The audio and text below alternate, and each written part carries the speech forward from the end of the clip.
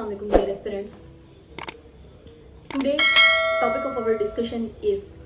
what is the status of gender studies in Pakistan. पिछले lecture के अंदर हमने थोड़ी सी बात की इंटीग्रेशन के ऊपर और हमने बात की कि एक डिबेट चल रही है, ठीक है, कि आया जेंडर स्टडीज़ को एज अ सब्जेक्ट पाकिस्तान में पढ़ाया जाना चाहिए या नहीं पढ़ाया जाना चाहिए, क्या इसके ऊपर हम बात कर चुके हैं। अब हम इसको फिगर्स में जो है वो कैलकुलेट करने की कोशिश करेंगे और फिगर्स में देखेंगे कि एक्चुअली पाकिस्तान में जेंडर स्टडीज़ की पोजीशन जो है वो क्या है,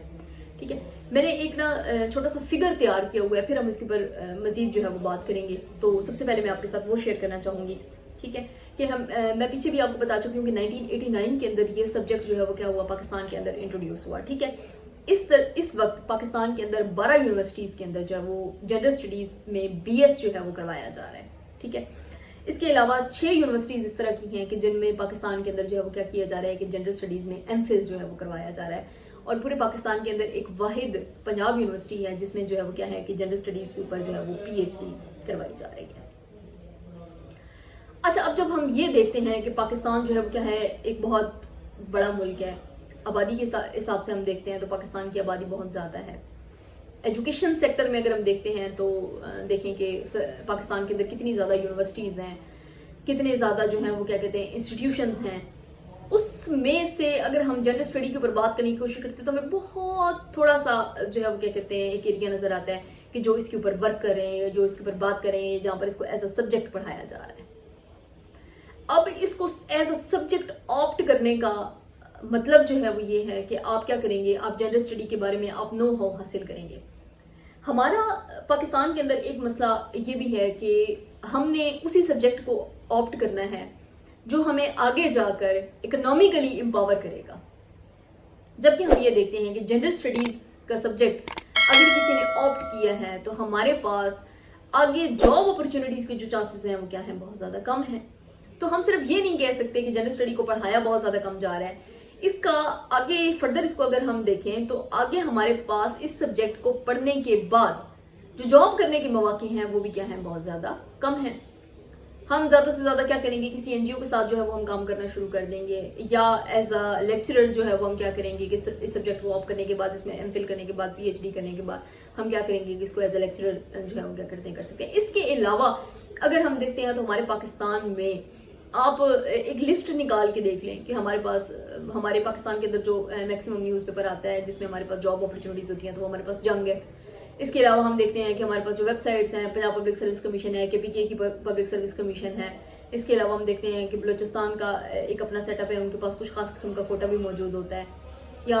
हम देखते हैं कि पंजाब पब्लिक सर्विस कमीशन है, इनकी वेबसाइट्स पे भी अगर आप जाके विजिट करें, NTS की वेबसाइट है, OTS है, इनके ऊपर भी अगर आप जाके विजिट करते हैं तो आपको पता चलता है कि जेंडर स्टडी का एक ऐसा सब्जेक्ट है, ठीक है, जिसके ऊपर अगर आप देखते हैं तो आपके पास जो जॉब अपॉर्चुनिटीज हैं वो आपके पास क्या है, बहुत ज्यादा कम है। तो जब आपके पास जॉब अपॉर्चुनिटी ही नहीं होगी तो स्टूडेंट उस सब्जेक्ट को क्यों ऑप्ट करेगा, ठीक है। ये एक अलग डिबेट है, ठीक है, जिसके ऊपर बात करने की बहुत ज्यादा जरूरत है। लेकिन फिर बात वही आ जाती है कि जब इस सब्जेक्ट के ऊपर बात करने वाले की रिप्रेजेंटेशन ही नहीं है हमारे मुल्क के अंदर, जब उसकी रिप्रेजेंटेशन ही कम से कम होगी तो फिर इस सब्जेक्ट के ऊपर बात कौन करेगा और कौन होगा जो इस मुल्क के ऊपर जो है वो क्या करेगा, इस तरह हाथ लेकर आएगा। और हम क्या करेंगे कि इस सब्जेक्ट को जो है वो अगर हम ये चाह रहे हैं कि इसको हम ये वेल रिकॉग्नाइज्ड हो जाए और ये हर जगह पर पढ़ाया जाने लगे और हर जगह पर जो है वो क्या कहते हैं इसकी नो हाउ हो, तो ये मुमकिन नहीं है, ठीक है। अब जिस डिबेट की हम बात कर रहे थे कि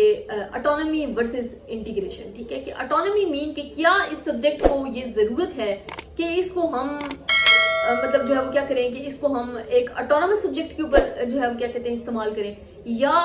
अगर हम ऐसा करें कि हम इसको इंटीग्रेशन की तरफ ले आए। इंटीग्रेशन की तरफ लाने से ये मुराद है कि जैसे हम देखते हैं कि हमारे स्कूल लेवल पर कुछ सब्जेक्ट इस तरह के हैं कि जो कि ऑप्शनल हैं और वो पढ़ाए जाते हैं। मैं किसी सब्जेक्ट को ख़त्म करने की हरगिज़ बात नहीं करी, लेकिन एटलीस्ट आप उसको ऑप्शंस के अंदर जो है वो मौजूद रखें। मिसाल के तौर पर हम कहते हैं कि जैसे हमारे पास एक सब्जेक्ट है, इस्लामियात इख्तियारी का सब्जेक्ट है, ठीक, बहुत सारे स्टूडेंट्स जो हैं वो आर्ट्स के स्पेशली स्टूडेंट्स जो हैं वो क्या करते हैं, इसको ऑप्ट करते हैं। तो क्या हम उसके साथ जेंडर स्टडीज़ को एक ऑप्शनल सब्जेक्ट के तौर पर नहीं दे सकते? बिल्कुल दे सकते हैं। लेकिन फिर क्वेश्चन यही अराइज होता है कि कौन इसके ऊपर बात करेगा, ठीक है, और किस तरह से। ये एक पूरा का पूरा सिस्टम है, हमारा एजुकेशनल सिस्टम है जिसके अंदर हमें बहुत ज़्यादा इस्तिलाहात लाने की ज़रूरत है اور یہ ہونا چاہیے کہ جو لوگ آرٹس کے سبجیکٹس کو جو ہے وہ کیا کہتے ہیں آپٹ کرتے ہیں، مثلا جیسے اگر ہم پولیٹیکل سائنس کو آپٹ کرتے ہیں، ٹھیک ہے،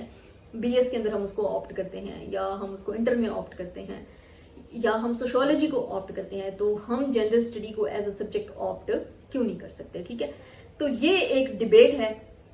کہ آیا جو ہے یہ سبجیکٹ جو ہے وہ کیا ہو جائے، آٹونومس ہو جائے، یا ہم اس کو کیا کریں، انٹیگریٹ کریں۔ اس کے اوپر مختلف وقتوں میں مختلف قسم کی بحثیں بھی ہوتی رہیں، مختلف لوگوں نے اس کے اوپر مختلف قسم کی رائے جو ہے وہ قائم کی، لیکن اسٹل پاکستان کے اندر ہم جو ہے وہ کیا کہتے ہیں کہ کسی واضح ڈیسیژن کے اوپر ابھی تک ہم نہیں پہنچ پائے، کیونکہ خاص ایک طبقہ ہے جو کہ کہتا ہے کہ اس کو آٹونومس ہونا چاہیے کیونکہ یہ ایک سپریٹ سبجیکٹ ہے، تو اس کی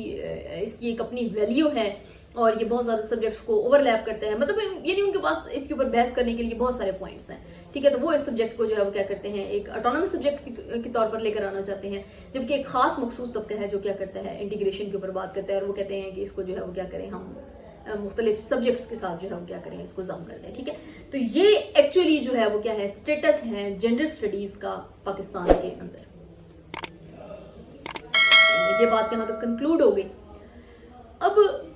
سی ایس ایس کے اسٹوڈنٹس کے لیے میں اسپیسیفکلی ایک بات کرنا چاہوں گی کہ اب آپ نے کیا کرنا ہے کہ اب آپ کے پاس ایک نوٹ بک ہونی چاہیے، ٹھیک ہے، اور آپ کے پاس ایک پین ہونا چاہیے، اور dear students you have to write down all the issues which are related to gender studies, ٹھیک ہے۔ کم از کم ہر اسٹوڈنٹ کے پاس جو ہے وہ کیا ہوں، کم از کم اس کے پاس 20 ایشوز جو ہیں وہ لازمی ہونے چاہیے جن کے اوپر وہ کیا کر سکے، ڈیبیٹ کر سکے، ٹھیک ہے، کیونکہ انٹل اینڈ انلیس آپ کو کسی چیز کے بارے میں، اس کے ایشوز کے بارے میں آپ کو بات سمجھ میں نہیں آئے گی، تو پھر ہم کیا کرتے ہیں کہ ہم اس کو فردر سبجیکٹ کو جو ہے وہ کیا کرتے ہیں، ہم ایلیبوریٹ نہیں کر سکتے، ٹھیک ہے۔ تو کچھ ایشوز جو ہیں وہ میں نے آپ کی سہولت کے لیے میں آپ کے سامنے رکھتی ہوں، ٹھیک ہے، اس کے اوپر ہم بات کرتے ہیں، ٹھیک ہے، کون کون سے ایشوز ہیں، ٹھیک ہے، جنڈر کو جن کا سامنا کرنا پڑا ہے، ٹھیک ہے۔ اب جنڈر میں تینوں چیزوں کو کیٹیگرائز کر رہی ہوں، ٹھیک ہے، we are talking about women, we are talking about men and we are talking about the transgender as well, ٹھیک ہے۔ تو سب سے پہلے ہمارے پاس جس ایشو کے اوپر ہم بات کرتے ہیں، that issue is related to domestic violence. اب ڈومیسٹک وائلنس جو ہے یہ کس قسم کا ایشو ہے؟ ڈومیسٹک وائلنس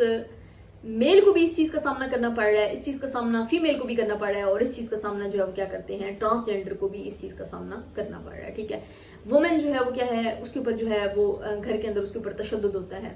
مختلف قسم کے، اب تشدد کی مختلف قسمیں ہیں، سم ٹائم جو ہے وہ کیا کہتے ہیں عورت کو جلا دیا جاتا ہے، سم ٹائم اس کو مارا پیٹا جاتا ہے، that all are related to the domestic violence, ٹھیک ہے۔ ٹرانسجینڈر جو ہے اس کو گھر سے نکال دیا جائے گا، دیٹ از ڈومیسٹک وائلنس۔ گھر ہے نا، گھر اس کی رہائش ہے، وہ وہاں پر اس کے ایک والدین ہیں، ماں ہے، باپ ہے، انہوں نے اس کو پیدا کیا، اس کے کچھ بہن بھائی ہیں، گھر کے اوپر اس کے کچھ حقوق ہیں، لیکن ہم کیا کرتے ہیں، ہم ٹرانسجینڈر کو فٹافٹ جو ہے وہ کیا کرتے ہیں گھر سے باہر نکال دیتے ہیں، ٹھیک ہے، اور اس کو ایک خاص طبقے کے حوالے کر دیتے ہیں، اور ہم کہتے ہیں کہ جی یہ تو تم تو اس سوسائٹی کا پارٹ ہو، تم ہماری سوسائٹی کا پارٹ ہی نہیں ہو، ٹھیک ہے۔ That is also related to domestic violence, ٹھیک ہے۔ میل ممبر جو ہے اس کو ہم ہر طرح سے پریشرائز کر رہے ہیں، مختلف طریقوں سے ہم اس کو پریشرائز کرنے کی کوشش کر رہے ہیں، ہم اس کے اوپر اکنامک پریشر ڈال رہے ہیں، ہم اس کے اوپر سوشل پریشر ڈال رہے ہیں، ہم اس کے اوپر پولیٹیکل پریشر ڈال رہے ہیں، تو that is also related to domestic violence. گھر کی تمام تر ذمہ داریاں آپ ایک فرد کے اوپر ڈال دیں گے، ٹھیک ہے، اور آپ اس کو کہیں گے کہ بھائی تم جاؤ، تمہارا کام ہے، تمہاری ذمہ داری ہے، تم باہر سے کما کے لاؤ، تمہارے پاس پیسہ ہے یا نہیں ہے، جتنی بھی ریکوائرمنٹس ہیں آپ نے اس کو پروڈیوس کرنا ہے۔ اب وہ باہر جاتا ہے، وہ باہر جا کے چوری کرے، چکاری کرے، وہ کسی کے ساتھ لڑائی کرے، کسی کو مارے پیٹے، بٹ